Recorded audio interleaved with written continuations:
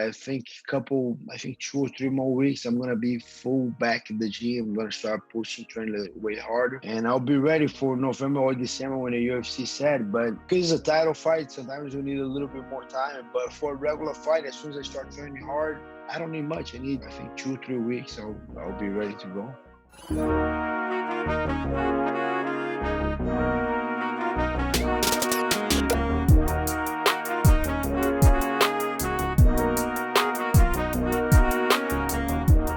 Welcome back to the Living Banter Podcast, MMA edition. Today, you guys are going to be mind-blowing. We have the UFC #1 contender in the welterweight division, 3-time jiu-jitsu world champion, 10 first-round finishes, has a 6-fight winning streak, just coming off the back of winning previous champ Tyron Woodley. It's the one, the only, Gilbert Durinho Burns. Welcome to the podcast. Yeah, thank you. Thank you, my pleasure. How are you doing, man? Great to have you on, man. How's everything going there by you? Yeah, I'm doing good. I'm doing great right now, actually. That's awesome, man. That's really cool.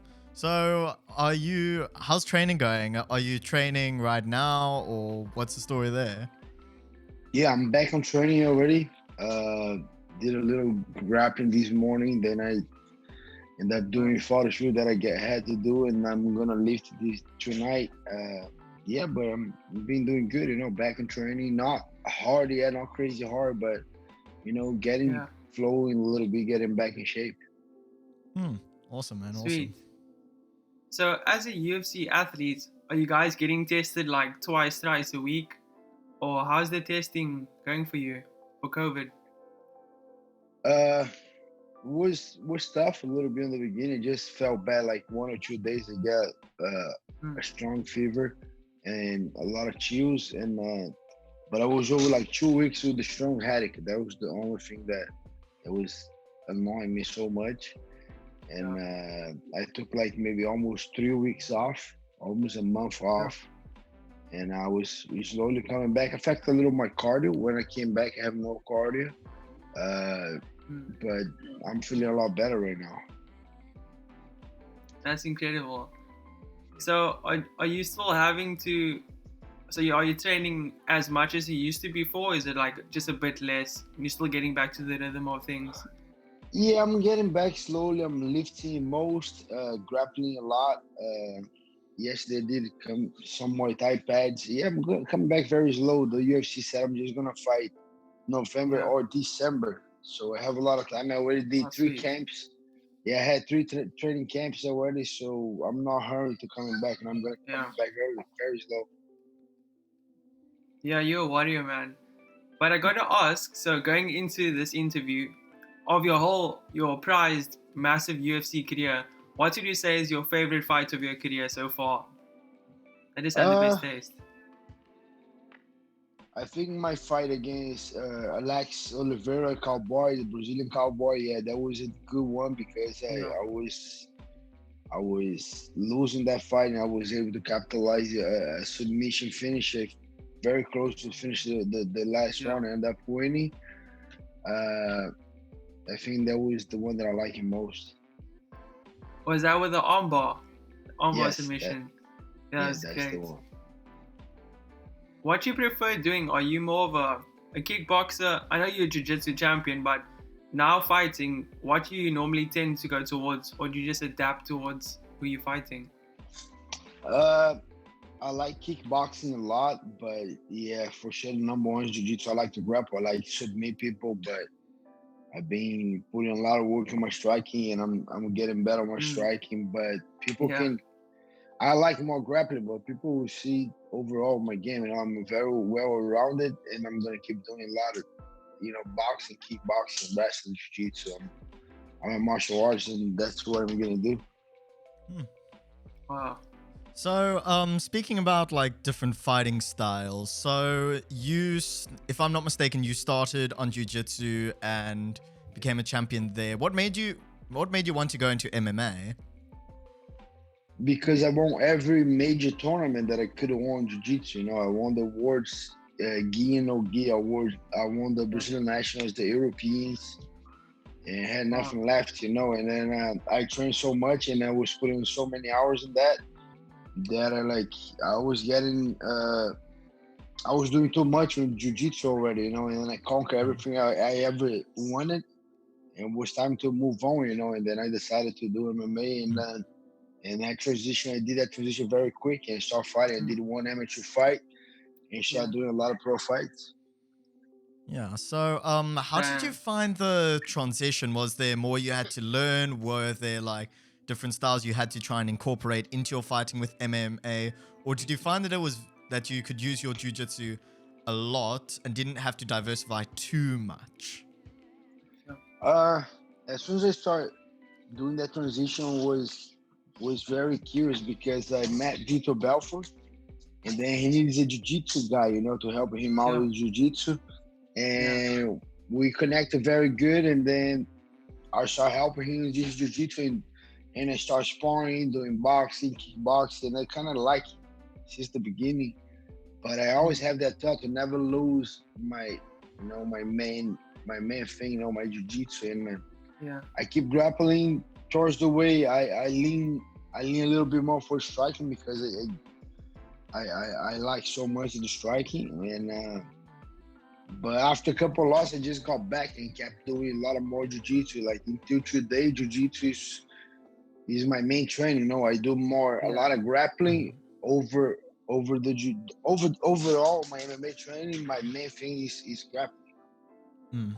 So it's top class, man. Yeah.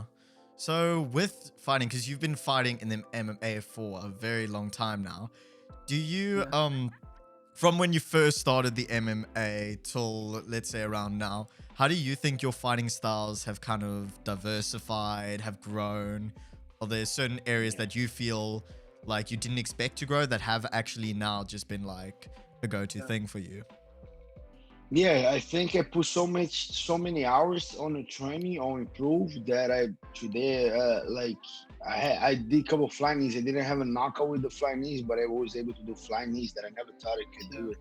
And a couple of knockouts too. I knocked a couple of guys out, a couple of knockdowns in a lot of guys, and a lot of things. The kicks, I developed a lot of kicks. I can do a lot of kicks, and overall my game, a lot of things I thought it would be hard for me to do, but I'm doing, and then another thing too, I don't have a long reach, my reach is very small for the division. Yeah. But I learned how to fight long, and that doesn't give me a lot of trouble with the bigger guys. That was one thing that I thought would be a problem when I move up to welterweight, but actually wasn't. I was able to learn how to fight against the longer guys, and fight a little longer, and that was, I think, the most that impressed me most to have that learning how to fight with the bigger guys, Yeah. Wow.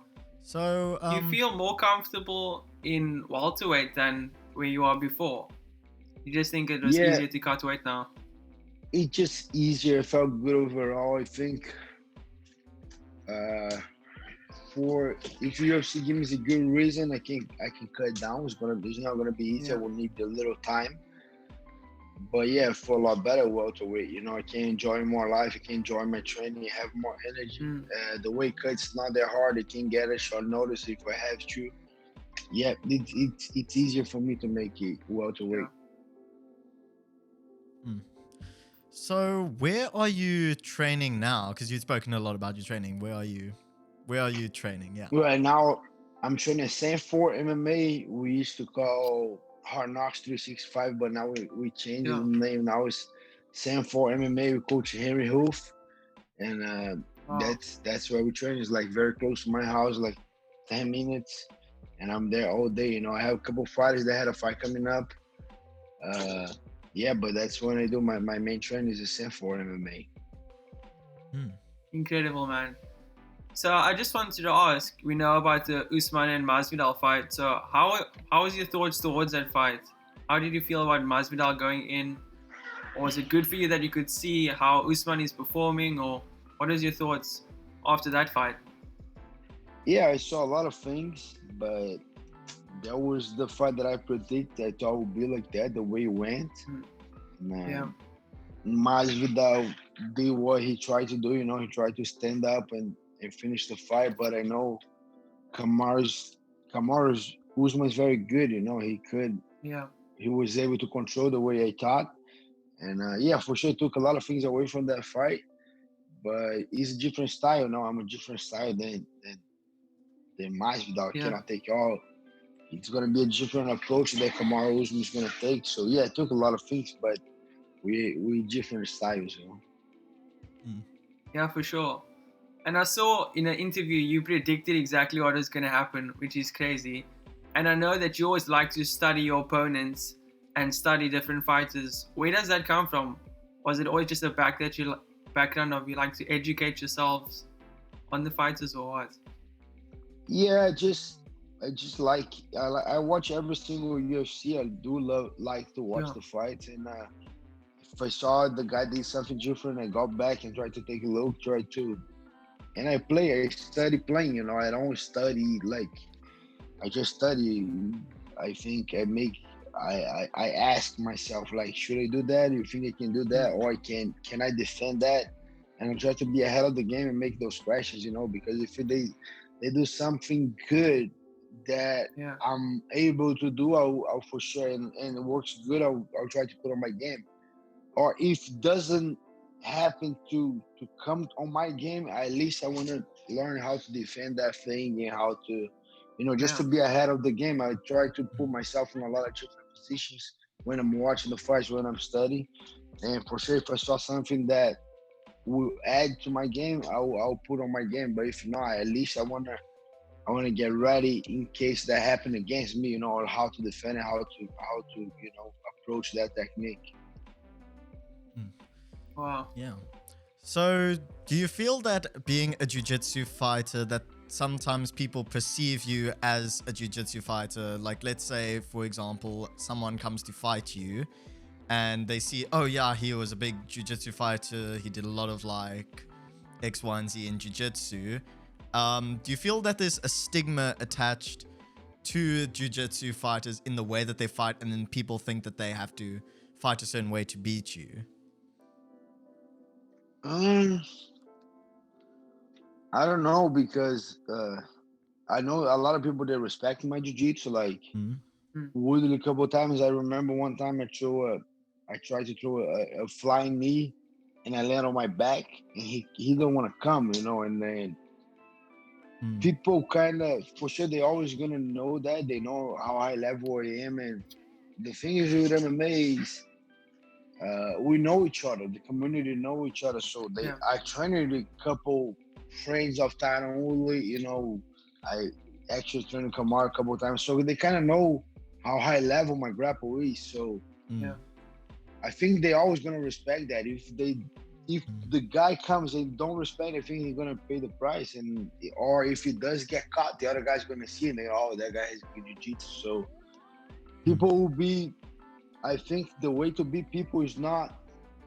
Uh, sometimes you can beat the guy on his best game, but Yeah. sometimes you had to avoid that best game and beat the guy in your best game, not on his best game. And I don't know, Yeah. depends the way they approach the fight. A couple guys I know a couple guys gonna try to test my jiu-jitsu, but most of the guys I don't think they will. Mm. Also, Yeah, that's so true. with going into fights, who do you think was the most difficult person to fight in terms of a style sort of point? The hardest one, I thought would be Gunnar Nelson. I thought Gunnar Nelson would be. I thought he would punch it way harder than he did. That's what I thought going to the fight. I thought it would be hard to take him down because at that time it just moved up to welterweight. I thought the guys would be way stronger than me. They was, but I thought they will be stronger. And I think it will be hard to get a distance and take him down. But like I said, I know how to fight longer, and I did fight longer. But I expect the fight was way easier than I thought going in against. It's still a hard fight. I'm not saying it was easy, but I thought it would be way harder than it was, But ended up that I went there and then I got a couple good takedowns. I landed a good flying knee, I landed a couple good punches and then was able to get the win in only 2 weeks notice. I thought that would be a Yeah. harder one. Yeah, and was that your return to welterweight? That fight? What? Say that again? Was the fight against Gunnar Nelson your return to welterweight? No, one before. Oh, okay. Yeah. One before that. Sweet. So I wanted to ask, you fought twice during this COVID-19 pandemic, so to say. So you're fighting with no crowd. Are you enjoying that, or do you think it's in your favor, or how are you finding that? I like that. I'm not gonna lie, I like it. I get a little bit more, I think, a little bit more intimacy in me and the fighter, you know, and I can listen to my coach, I can listen to his coach, I can listen to my punch, to my kicks, and I like it, you know, and it's a little bit more private, you know. It's like a real hard. The way I see it's a very hard session, you know, when I have my coach and my team. A different guy come to spar with me with his coach, you know. That's the way I approach, and it's gonna be a hard session, and I want to win. But yeah, I think it's a little bit different. I for sure miss the crowd, but I enjoy that fight with no crowd as well. Then, and do you guys hear the commentators while you're fighting?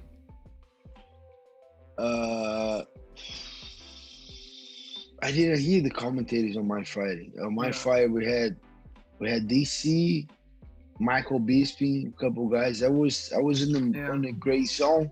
I didn't hear the guys. I just hear my coach and Tyron Woodley's coach when they fought. In Brazil, I heard a lot of Damian Maia's coach. They were yelling very, very loud, but I was able to listen to my coach as well. Yeah. So I saw as well, you fought in twice during this time. Like I said, you fought in March with a great win, and then again, like almost 2 months ago against Tyron Woodley. Do you like keeping yourself busy like that? Like when you have momentum, you fight as much as you can? Yes, I like it because I'm 34 years old, and I'm not gonna fight. You know, I don't have 10 more years on my career. I think I got maybe 4 good years. And I just want to take the best of it. You know, when I'm done, I'm going to be done. I'm not going to be these guys that retire and then come back and then retire and then come back. And I want to do the most right now. You know, I think I'm reaching my high potential. I'm gonna peak very soon. And I want to fight as most as I can.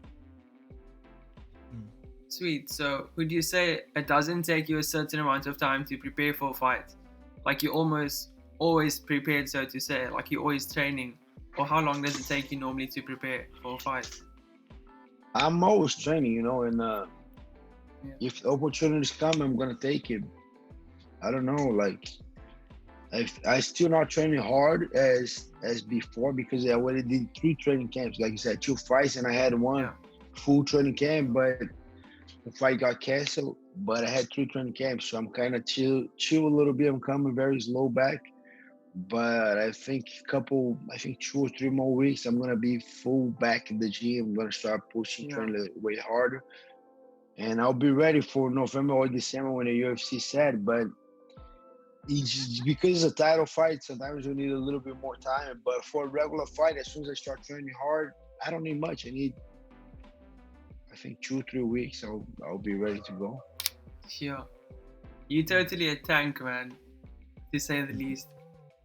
But if you face Usman, which you're going to probably soon, and you win the title, what should be next for Gilbert Durinho Burns?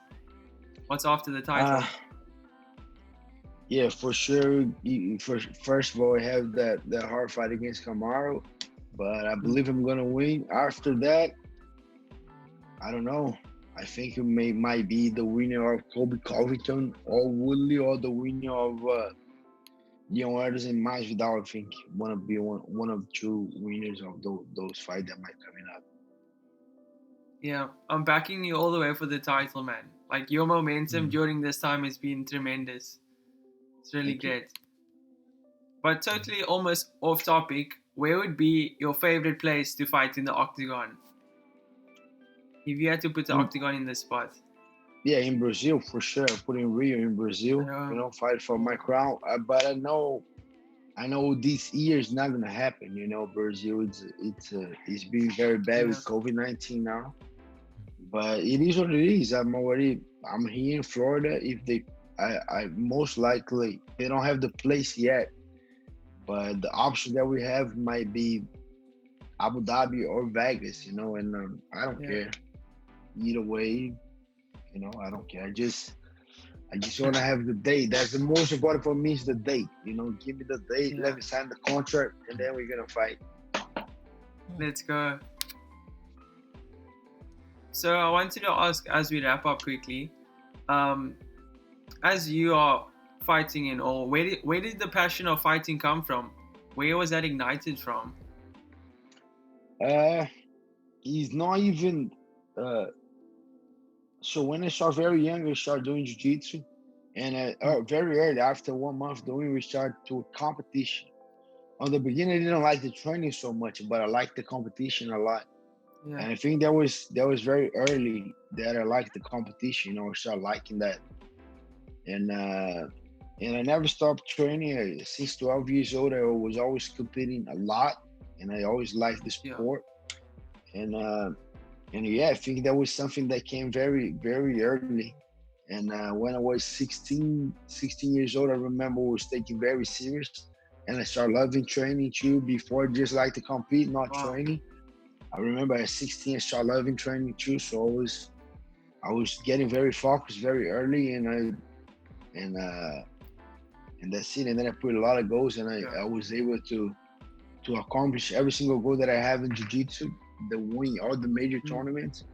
And after that, I went to MMA, and then when I went to MMA, I want to be the best, and then I think is when I put something on my head, I'm very straightforward. I gotta, as soon as I put it go, I'm not gonna stop until I conquer that, until I achieve that, and then that's how I keep the hunger in me. Like I said, I think I have 3, 4, I don't know, maybe 5 years in me, but I'm very hungry. I want to become a champion. Yeah. Then I want to defend a couple times. Then I might drop down one time, and then try to go up. I don't know. I have big plans, but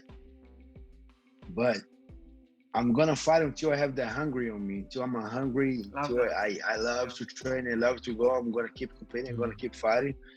As soon as I feel that hungry slow down a little bit, I'm gonna call it. I'm gonna be out, but I don't think it's gonna be very soon. I think it's still a lot to go. Maybe, I don't know. I plan something around 10 more fights, something like that, maybe more.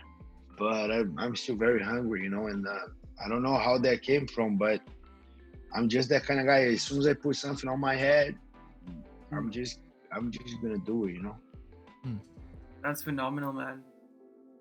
And for the final words, I just wanted to ask, what would be some advice you want to give to the youth of today, or people wanting to make it in fighting and in MMA? What would be some advice to them?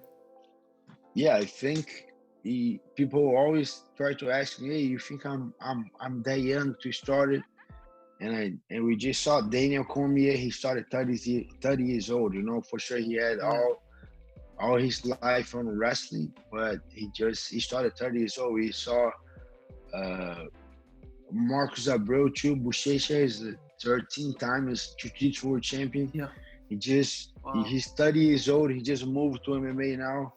I think age is not a problem, but you gotta have, I think you gotta find out a great coach, great teams, and start training, start getting better, put some goals, and work toward those goals. I don't think it's gonna be easy, but if you really want it, if you really commit, you can make it, and that's it. I don't think I can give a lot of advice.